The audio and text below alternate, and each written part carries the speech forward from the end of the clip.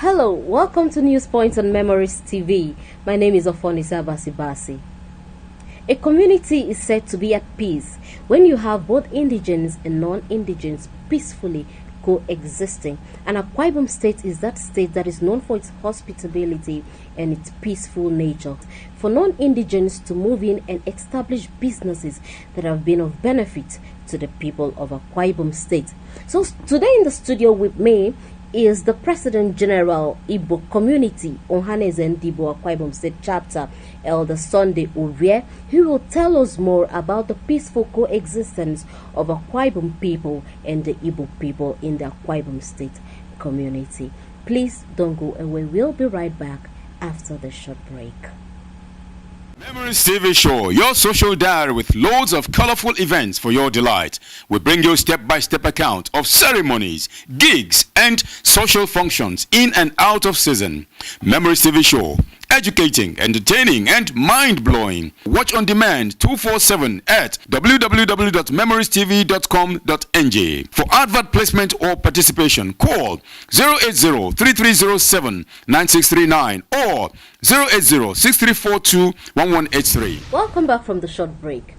Like I said before, we have in the house the President General of Igbo Community, Ohaneze Ndibo Akwa Ibom State Chapter, Elder Sunday Uvie, also known as Ugo Paka. You're welcome to the show, sir. Thank you, my sister. All right, so today we have some questions for you, and without taking so much of your time, let's go straight to the questions, sir. So, how is the Igbo community thriving in Akwa Ibom State? Yeah, as you can know, that Igbos will survive any place we go. We are business-minded people. We are conscious of our business. We are business-oriented. And Akwa Ibom is a land where, you know, people are just like Igbos also. We don't have much difference between the Igbos and Akwa Ibomites. Somebody like me, I'm from Abia State. So I think the place is a nice place to be. Okay, so how do you cope with the culture, the taboos, given that you're not from this ethnic group? Well, I think, I guess you're from here, and you know that Akwa Ibomites have a very close, you know, cultural system with the Igbos. Most things we do is what they also do, so we don't find it difficult to cope. Like 2 years ago, when I came into office, I did what we call Igbo Cultural Day, and it was fantastic. The Akwa Ibomites was there, the Paramarula was invited, and the villagers were there. The villager of Uyo was there, and so many. The local government chairman was there, because we are just brothers. And they enjoy, in fact, sometimes they enjoy our culture more than even we that own the culture.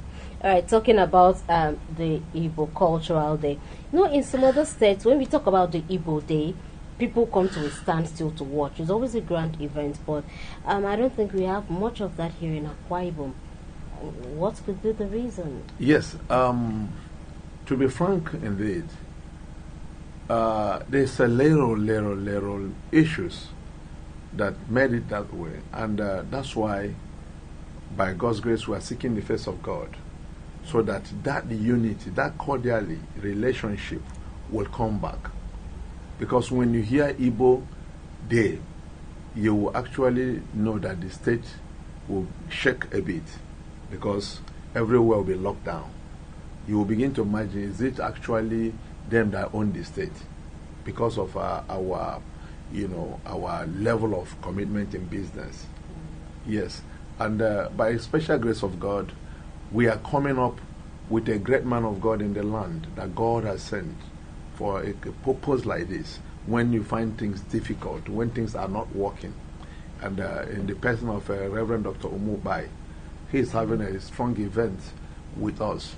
All the entire Igbos are coming together in Akwa Ibom State. Entire Igbos in Akwa Ibom State, across 31 local government, they are coming to now embrace each other and seek the face of God under the umbrella of Reverend Dr. Umubai. And I'm the host. By grace of God, that is coming up on 4th of next month, March. Okay, sir. So, do the Igbos living here in Akwa Ibom face any form of ethnic discrimination? To be frank with you, I don't think we have something like that. Because one, the things we eat is what the Akwa Ibomites eat. When you go to Igbo joint, you discover Akwa Ibomites are also in that joint. When you go to Akwa Ibomites joint, you also discover the Igbos are there. So we don't have problem.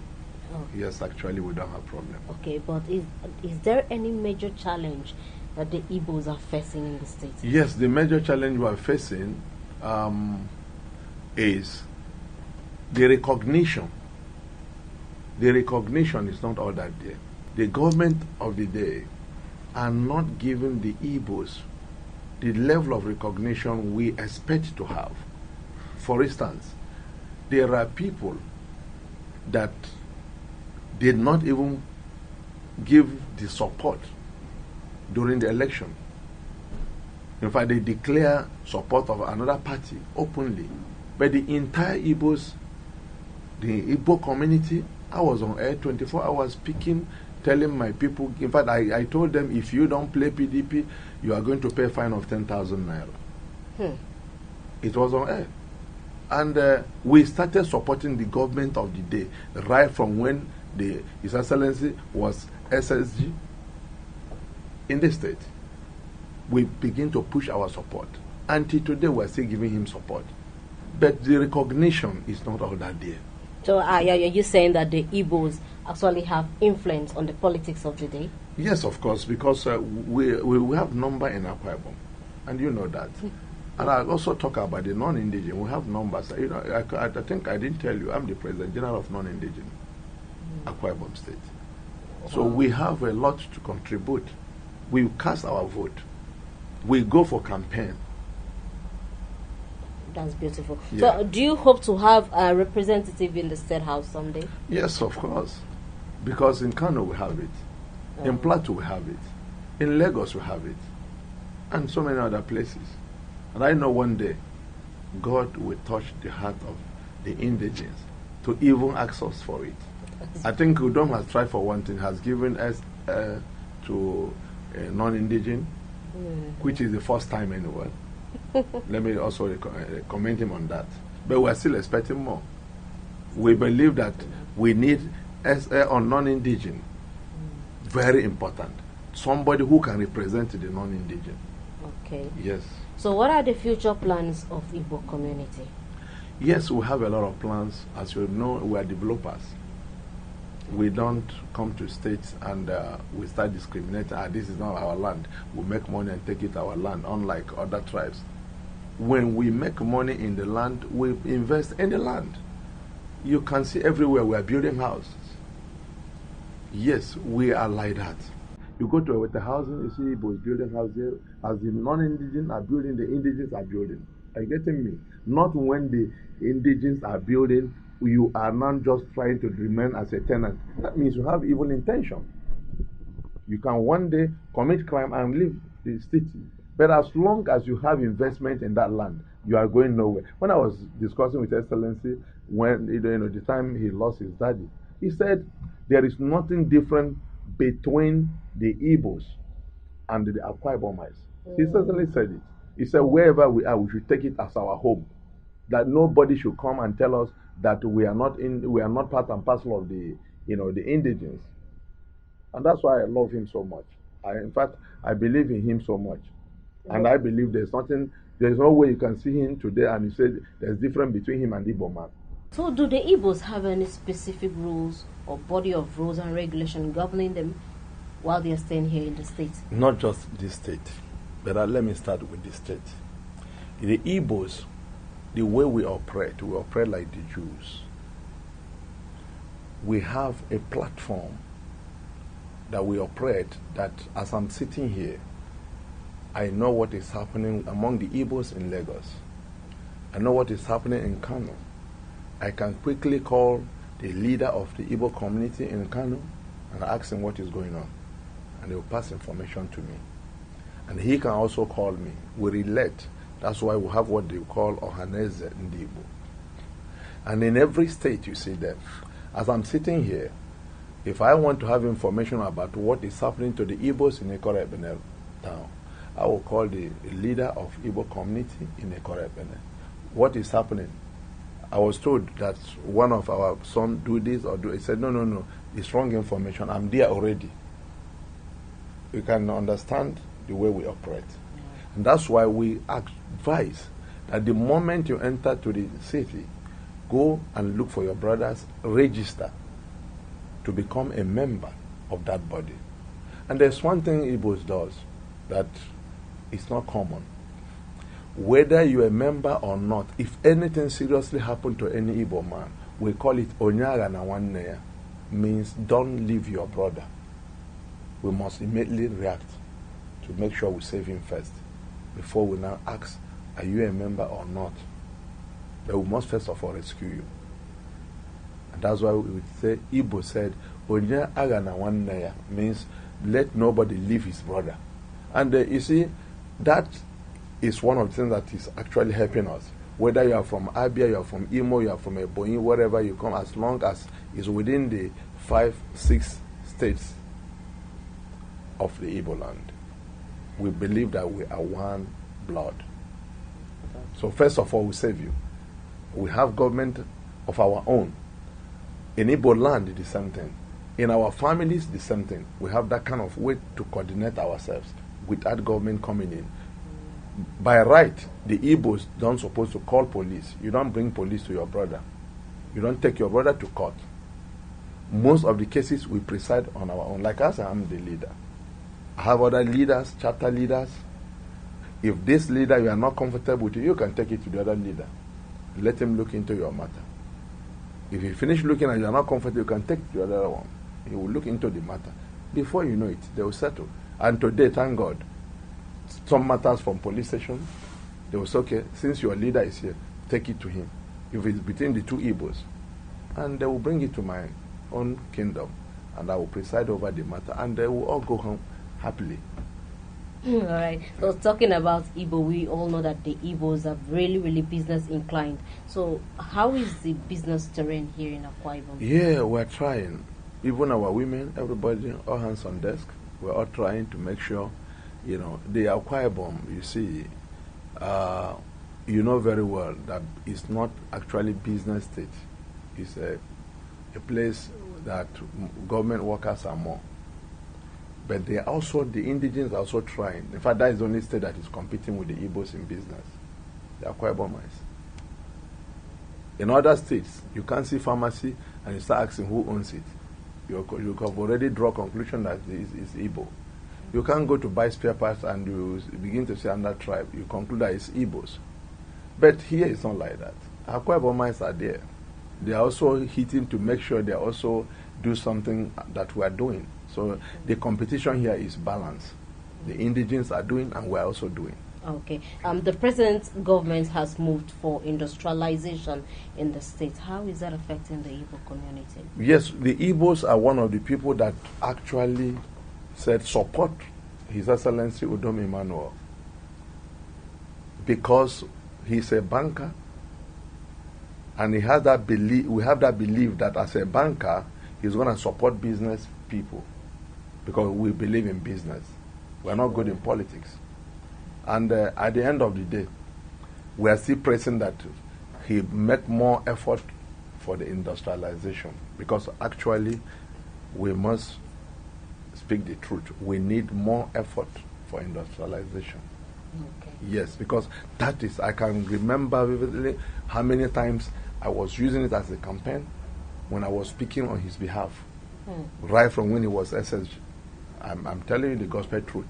I was able to convince that not because the outgoing governor is my in-law. No. I am saying it because I know that this man is a banker. An average banker understands the business. And today we are still believing that he will surely move more strength in industrialization. so that we can also enjoy both the indigenous and the non-indigenous. That's beautiful, sir. So how has the relationship between the Igbo and the host community been? As I rightly said, with the Igbos cannot do without the host community. There is no way we can cope without them. They are our strength. They sell land to us. They rent house to us. They rent shops to us. So anybody that said they are not trying, that means that person is looking for trouble. The indigenous are really, really, really accommodating us very well. But I'm talking even on behalf of the entire non-indigenous Akwa Ibom state. There was a land allocated to the Igbos many, many years ago. And as I'm talking to it, this is the only state the Igbos have no hall. Oh. This is the only state Igbo have no street. I'm sure I came from the north. All my life was north. My next town is Akwa Ibom. And when I'm coming down, I said I'm going back to my land, and I believe I took it as my land. So if the state government can at least allocate that same land they allocate to us many years ago back, are you getting me? So that the Igbos will have that benefit that there was a land allocated to the Igbos to build their town hall where we meet. I can imagine the Igbos in Akwa Ibom State are having their meeting in primary school. Are you getting me? Even His Excellency will not be happy to visit us in primary school. As I am talking to you now, I don't have office of my own as a leader of Igbo community, as a leader of non-indigenous. During His Excellency Gospel Baby, he promised the non-indigenous to give us secretariat and do secretariat and so many things like that. And because we had, a kind of a rally we did for him, 10,000 non-indigenous rally. And he came and saw. And that promise was made. So even if a new government is coming, it's inheriting the debt of the former government. That means the state government is owing the non-indigenous. So I am appealing to His Excellency that please reallocate land to the non-indigenous, reallocate the land they took from the Igbos, so that we can have our permanent meeting place. Okay. So that when you want to visit us, you know where to come and see your people, because I believe we are your people, and God will bless you as you do that. All right. So, is there any other thing that you want the government to do for the Igbos to first or strengthen the relationship that has existed between the Igbo people and the host community? Yes, most times you see me talking when they interview me from a business, social newspaper, international body, and there's something I said there. I said they are not overtaxing us. That the state government, the government of the day is not overtaxing us. But I discovered this time around that has started happening. Even when we are coming out from COVID-19 and the NSAS, things are tough. But you discover that local government, like it local government, they are giving us much. A lot of people have come to report to me that the tax they are giving them, the revenue they are giving them is too exorbitant. I get me, it's too high. Why? Why even now? And they are taking so many of us to court. So His Excellency should look into it, so that because I know His Excellency cannot be aware of this kind of thing. Okay. Yes. Please, before we go, please, a word to your viewers concerning business. What advice will you give someone that wants to go into business? We know you're a successful businessman, and anybody that stays in Uyo and even Akwa Ibom State, we will know Ugo Parker. Sure. So, what advice do you have for people that wants to go into business, sir? Yes. One, I want the youths of Akwa Ibomites. And Elbon advised me as my in-law, the Commissioner of Information. He said, Ugo, you are nice man, and the youths of Akwa Ibom believe in you. Advise and see how you can encourage them. And I told him I would do that. And I've started right from my church teaching the youths how the Akwa Ibomite youths should be should be committed. It's not good to roam around. Sometimes they say they are doing morning ritual. We don't do any morning ritual. It's just that we are committed to our business. There's nothing that as good as commitment. When you are committed to something, the thing will surely boom. Are you getting me? So when you are not committed to what you are doing, it can boom. And I'm picking some of them to, to stay with me. My PA is Akwa Ibom guy. One of my secretaries is Akwa Ibom. To make sure they are close to me, let them sit under my teaching on how we make it in life. That is not magic. It's all about commitment. Everybody cannot be a politician. Definitely. Because I discover in this state, everybody wants to be a honorable. Honorable what? Be committed to something. Get something doing. Do you know you can start business with 50,000 naira? And in the next 5 years, you can become a millionaire with 50,000 naira. People like us, we started with 500 naira. No. Some years ago. And I have to forget about who is my father, who is my uncle, and I begin to think about who I am should be. My children can never call my house their house, what they say, daddy's house, because they knew that house don't belong to them. It's between me and my wife. Two of us owns the property. So you don't come and claim the house that don't belong to you. Go and fight and get your own. You can't say my car, our car. No. This is my car and my wife's car. We labor for it. You go and fight for your own. So the problem I discover is that many of them depend on their father's property, their mother's property. And when you have ventured into looking at your parents' property, you can't labor for your own. They work hard to make it. And you need to work hard and make it. Check our, spiritual father, Reverend Otumobai. He makes sure everybody go and work for yourself. That you are my son doesn't mean I should work for you. Go and work for yourself. So that if I'm not there, you can be able to protect what I have been able to labor for. Otherwise, you sell them off. People sell their parents' property, some even praying for their father to die. I ask you, my boy, what are you doing that you are blaming your father? At the age of 35 years, still complaining my father didn't do for me. That's foolishness. Average young man from Igbo land believed that at the age of 25 years, he should be able to hold something. If you are schooling, fine and good. At the age of 28, you should be able to hold something. You don't be talking about Papa. My father have died. And I don't have mother. At what age? 30 years, you are talking about mother. I say sorry to that kind of people. At age of 24, I'm already married. Even when I started business with 500 naira. It depends on your commitment. You don't need to steal. You don't need to do front-end, art for you to succeed. So that's it. All right, so thank you so much, sir. It was so nice having you on the show. That's how far we can go on the show today. Please, for more updates, do not forget to log on to our website, www.memoristv.com.ng. You can also like and subscribe to this channel. Please do not forget to follow us also on Facebook, Facebook/Memories TV Show. I remain Ofonisa Basibasi, your favorite anchor, and for me is bye-bye.